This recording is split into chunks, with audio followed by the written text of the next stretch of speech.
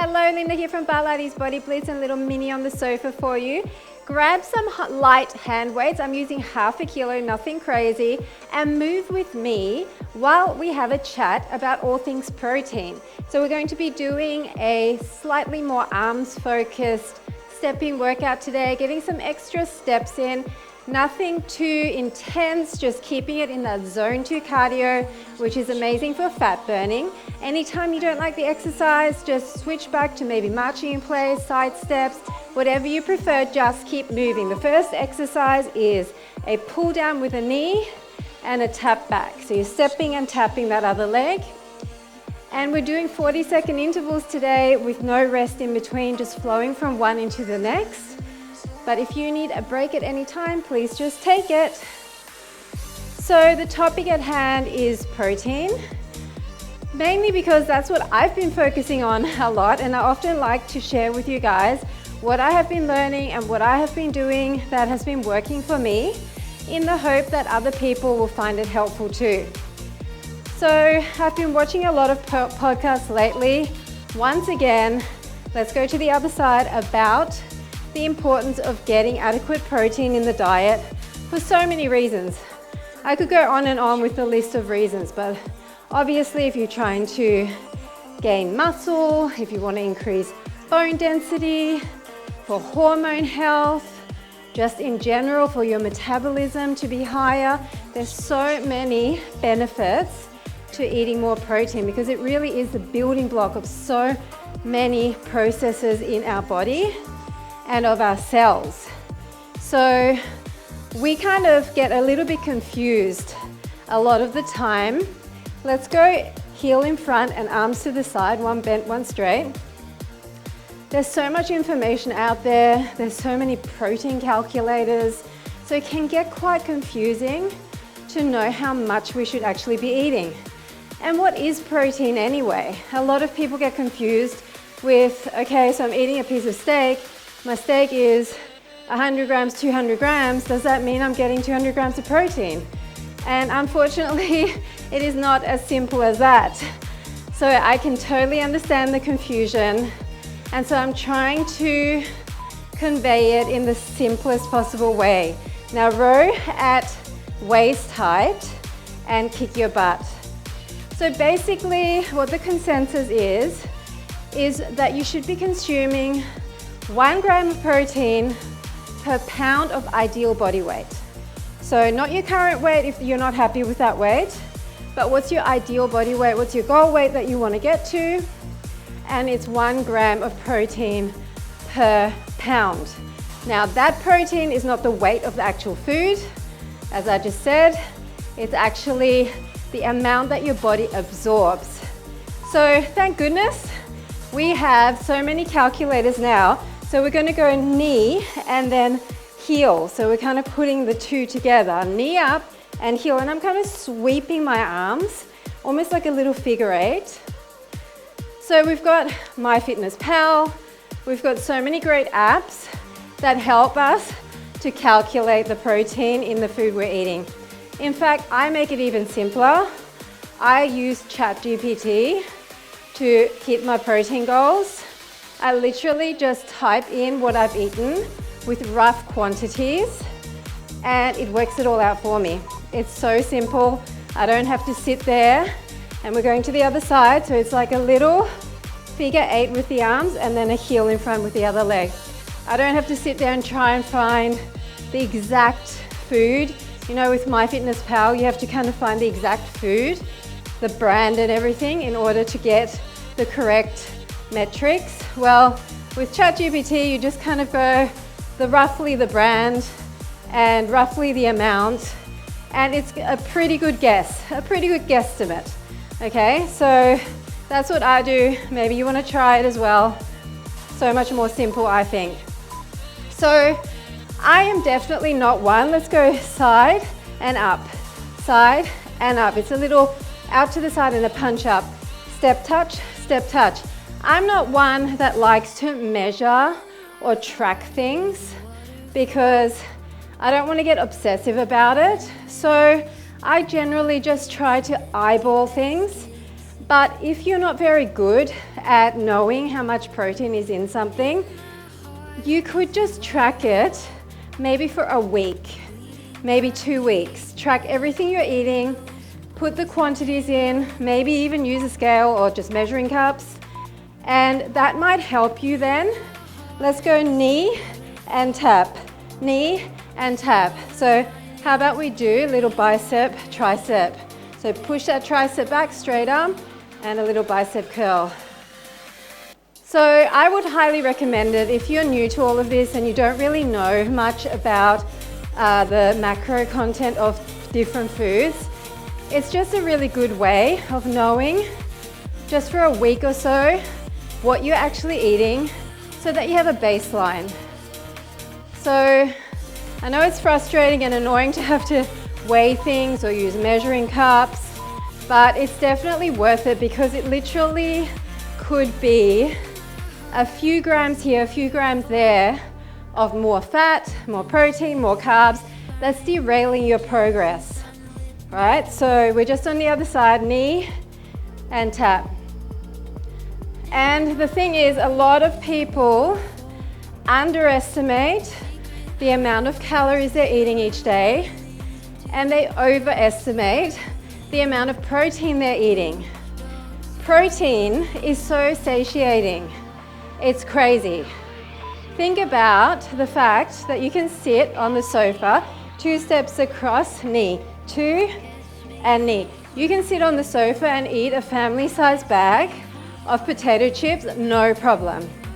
But imagine sitting on the sofa and eating steak. How much steak could you eat before you were so full you couldn't fit another bite in, right? Or maybe even think about, rather than potato chips or steak, maybe eggs. Maybe you like eggs. Think about how many boiled eggs you could eat before you start gagging, right?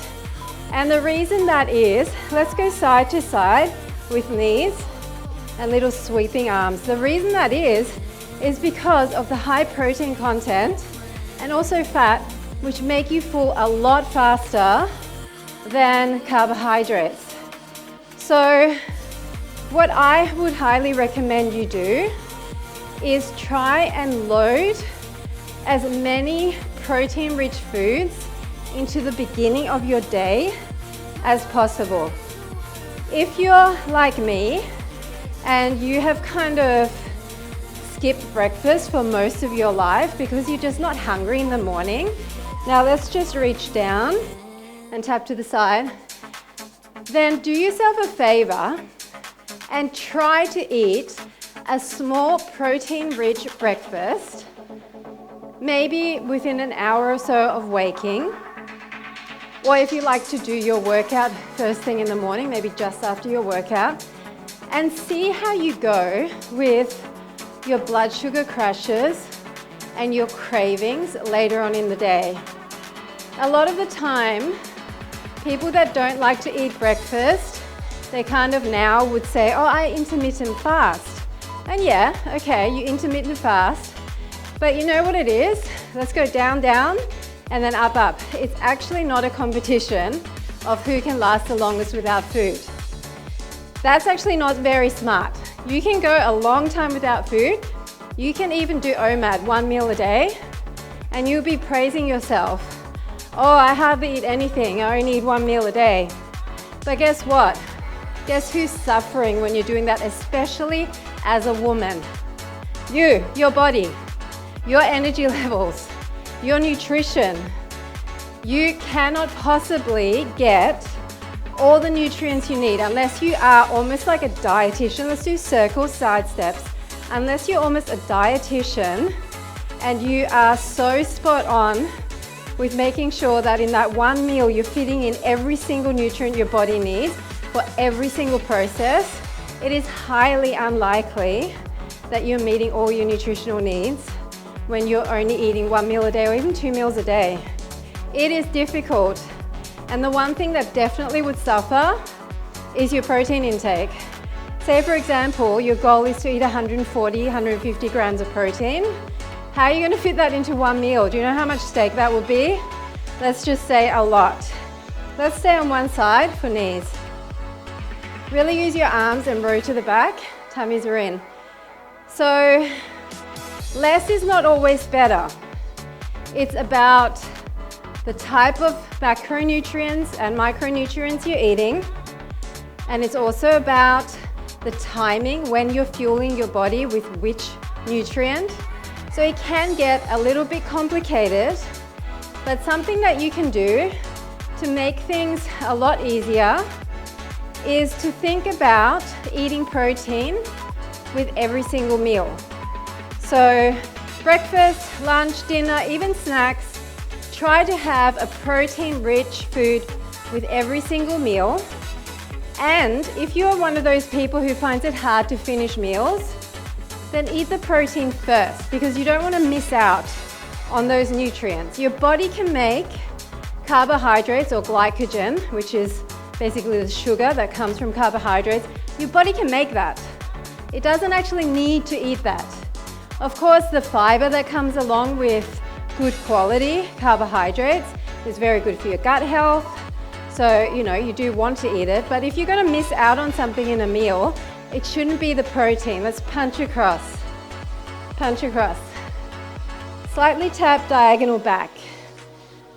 So if you can, eat the protein first.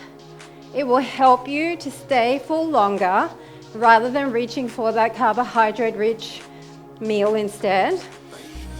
And it will ensure you're hitting your protein goals for the day. So for example, I have already eaten more than half of my protein goals for today with my breakfast and snack before I've even had lunch. Let's go out, in, wide to narrow. Really pump those arms. So I have front loaded my protein. I call it front loading your protein in the beginning of the day.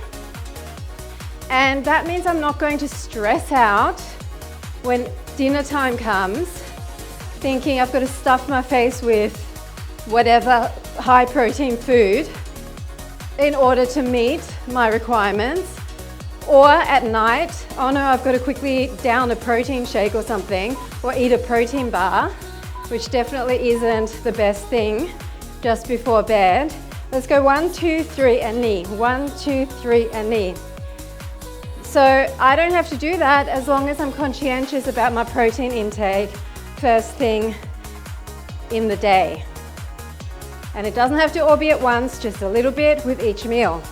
Hopefully you can get at least 30 grams of protein with every meal and snack that you're eating, because that's the amount it takes for your body to signal muscle repair.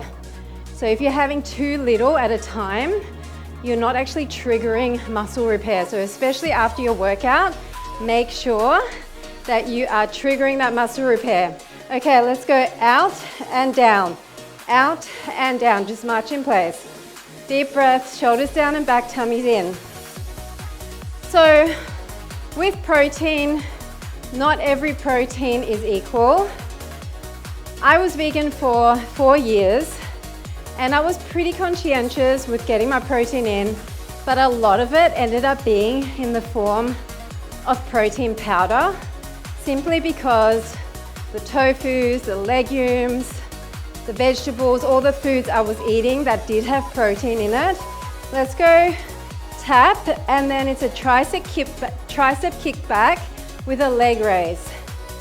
They also had a lot of carbs in them, and the quantity I had to eat in order to meet my requirements made my overall calories pretty high and my carbs really high. There's various reasons why I'm no longer vegan, and I think I'm actually going to do a separate video just about that, because a lot of people would probably be interested in people who were hardcore vegan and why they no longer are. And it's a choice, right? Your body, your choice. We're going to the other side, tap in. So no shaming here. If you want to be vegan, be vegan. If you want to be vegetarian, be vegetarian. I don't think anyone should have an opinion about anyone else's dietary choices. I am simply sharing mine because that's what worked for me. So now when I choose proteins, I choose proteins that are 95% from whole foods. I don't try to get my protein from bars or from protein shakes. Okay, let's go. Tap your inner heel, arms up. It's a little bit of a crunch for the waist as well. Now I do use a collagen powder in my coffee in the morning, and I find that really helps to boost protein because it's 10 grams or it's 10.8 grams for one little scoop. I have chosen the marine collagen personally, and I won't go into why because there's a big long story behind that too. And I put it into my coffee, makes it really nice and creamy, starts my day off right. Let's push our arms back and in line, push back and in line. If you want to do it faster, I'm not even going to do it faster. Sorry guys, back and in line. So the marine collagen works great to start off my day with just a little bit of extra protein, and then there's also protein in the milk, and I use organic whole milk. And then I tend to do my workout, and lately I've been having a 1/4 cup of oats just to give me some extra carbs in the morning to help fuel my workout. We're going to do a step and a kick to the side. And that is just a new experiment that I've been doing because my energy levels were a bit low. And now I'm finding that that is really helping, especially on days where the day before I didn't eat many carbs and my glycogen stores are low. I'm finding a little 1/4 cup of oats really helps just to boost that energy for my workouts. And it stops me from having that slump later on in the day or feeling fatigued. So that's an added little bonus tip that might help you too. If you're a chronic carb undereater because you've been taught carbs are the enemy, then if your energy is low, all you might need is a tiny bit of, what would I call it? Not processed carbs, of really good quality carbohydrates. Maybe that's what your body is craving, right? So try. Because the amount of energy that you get from just having those extra carbs way exceeds the calories that you're saving. Does that make sense? So say you don't eat the carbs. Say you've got a cup of oats or 1/4 cup of oats, however many oats, knee pulls, and you're saving, I don't know, I don't actually know how many calories, 140 calories, 130 calories maybe. Now imagine you use those oats to give you more energy, and now you can work out for an extra half an hour, extra hour, or not even the duration, but the intensity of your workout is a lot more than it would have been if you're feeling fatigued and you're just like sluggishly doing the workout. How many more calories would you burn? 300, 500? So see what I mean? It's not smart. You gotta eat smarter, right? Not less. Let's pull down side to side. A little bit of an ab move. So back to the protein. Trying to add around 20 to 30 grams of protein that is not processed. So try, if you can, to have whole foods, meat, dairy, cottage cheese is a great one. Eggs, obviously, is a real superfood. And if you're trying to eat with a calorie deficit, just be smart about the choices you make. Maybe instead of eating 3 eggs, whole eggs, you have 2 eggs. Let's go arms up and butt kick, alternating. You might have 1 full egg and half a cup of egg whites, which is 4 egg whites. Same amount of protein as 2 or 3 eggs, but much less fat because it's mostly egg whites, and it actually tastes great. I was never one for buying the liquid egg whites that you just buy in the fridge section at the grocery store. I tried it for the first time and they're actually just egg whites. There's nothing wrong with them. I don't know why I kind of shied away from it. And it's really helped A lot. Let's go kick, step, step, step, kick, step, step, step, kick. So it's helped with volume because you can eat so many more. For the amount of calories, it's much lower in fat. And it's also helped with upping my protein because it's a great way of adding in protein. So if you need more tips about what foods you can eat that are high in protein, and even how to meal prep or create a healthy day eating, perhaps in a calorie deficit if you're wanting to lose weight. Let's do a little circle out and in, circle out and in, just slowing things down a little bit. My heart rate got up there a little bit. If you want some help with it, a channel that I have been watching quite a bit is Love Sweat Fitness. I really like the lady, Katie, I think her name is. She comes up with so many great meal prep ideas. She lost 45 pounds herself, and her approach is really balanced. She eats a lot of food. She does use a lot of protein powders, but I think because she created her own line, it's not as bad. They're kind of clean. Let's do biceps with tap outs, double bicep. So I recommend going over there, having a look at her channel. She has so many really quick and easy recipe ideas, full days of eating as well. So if you need help with that, then definitely have a look. I sometimes find a content creator and I binge watch, 50 of their videos, and it gives me so much more inspiration to just get moving, to get out of a rut. So for me, I definitely got in a rut of just eating the same things over and over. And I know, let's go punch across, punch across, punch across, side. How about that? I used to just always eat the same things, getting bored with it, not really enjoying my food that much. And when I watch some people's videos and they're really inspiring, it helps motivate me to keep going, right? So the way that I motivate you guys with fitness, some other influencers are really good at doing it with food. I'm not the food girl. I'll tell you what I eat, I'll tell you what works for me, but in terms of putting together that sort of content, that's not my niche, across and out. But Katie definitely is a good one, and there's many. Just find someone you gel with. There are literally thousands of content creators who can help you with high protein meal ideas. Now, in terms of fat loss and muscle gain, I have said that protein is king. It's so important. And you are probably under eating protein right now. As you get older, you need more and more of it because your muscle mass starts deteriorating from around the age of 30.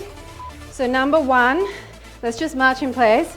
Number one, you need to be doing muscle building exercises, resistance training of some kind. And number two, you need to be eating the protein to fuel that muscle. So if you want to have lower fat, lower body fat, and flatter tummy, because visceral fat is what pushes out that tummy at kind of perimenopausal times when women start to shift their weight from their butt and thighs to their tummy, all of that can be helped by eating more protein, doing resistance training, and just being really mindful. Breathe, people. This is pretty much it. This is all I had to tell you today, but I'll be back again very soon to tell you more about my journey with going from, if you know my story, going from intermittent fasting a lot, eating mostly keto for quite a while, to adding in a few more carbs, changing the way I eat according to my hormones and my menstrual cycle to help balance my hormones. So I've been through quite a few different phases, but the one thing that hasn't changed in all of my research is protein. The amount of protein we should be eating is supposed to be sky high. So please do yourself a favor this week, trial it. Eat more protein and see how you feel. Does your mood stabilize? Do you feel less hungry? Do your cravings start to go down? If you really struggle, then go and buy a really good quality protein powder to help you out. I'm not saying don't have those. I've got them as well. I just don't use them all the time. But if you need to, do that as well. You know, it's just finding things that work for you. But the message is eat more protein. That is it, guys. Thanks so much for walking with me. I'll be back again very soon. Bye for now.